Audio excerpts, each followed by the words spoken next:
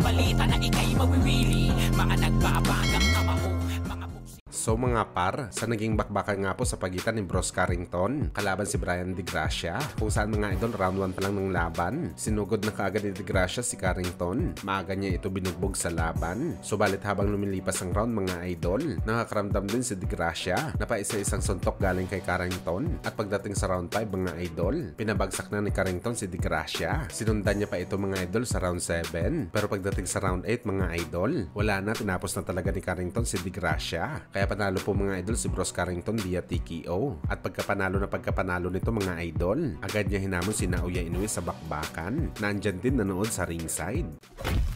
Samantala matapos nga po natin binalita mga idol na possible makikipagnegosasyon ng ating pambansang kamao Manny Pacquiao sa bakbakan kontra sa WBC Interim Welterweight Champion Mario Barrios. The soon to be mga idol maging ganap na full champion ng WBC matapos itong umakyat ng junior middleweight, kung saan nagkatotoo ang lahat ng to mga idol. Dahil sa ngayon maski ang batikang boxing insider na si Mike Caffinger, binalita na rin sa kanyang social media account na tuloy na daw ang pag-uusap ng kampo ni Barrios at Pacquiao. Kaya dahil dito mga idol, natatawa na lang tayo sa sitwasyon ng dating minamatchup kay Manny Pacquiao na si Conor Benn na mayroong balita mga idol. Kaya umatras daw si Conor Benn sa posibleng laban nito kay Manny Pacquiao dahil wala daw siya mapapala dito dahil 45 anyos na ang Pinoy legend at wala naman daw kahit titulo na posible makuha si Conor Benn sakaling matalo niya si Boss Manny sa laban. Kaya noong kamakailan lamang mga idol, kinull out ni Conor Benn ang number 1 contender ng WBC na si Suleiman Sissoko na paglabanan nila ang bakanting WBC title na binaklas kay Terence Crawford,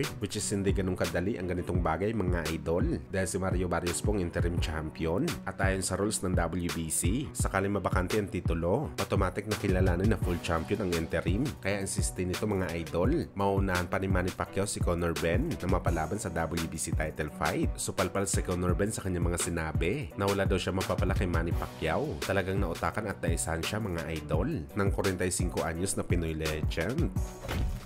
Sa kabilang banda naman mga idol, matapos nga po magreklamo ang WBC Super Lightweight Champion Devin Haney na hanggang sa ngayon daw mga idol, hindi pa daw siya nababayaran ng Golden Boy promotion sa balance nito sa naging bakbakan niya kay Ryan Garcia. Kung saan mga idol, sa naging depensa naman ng kampo ng Golden Boy promotion, meron pa daw talaga sila balance kay Devin Haney. Ito nga ang kinita niya sa pay-per-view. Pero dapat daw intindihin nito mga idol na hindi daw ganun kadali mag-liquidate ng kinita sa pay-per-view. Inaabot daw ito ng 4 to 5 months bago masita.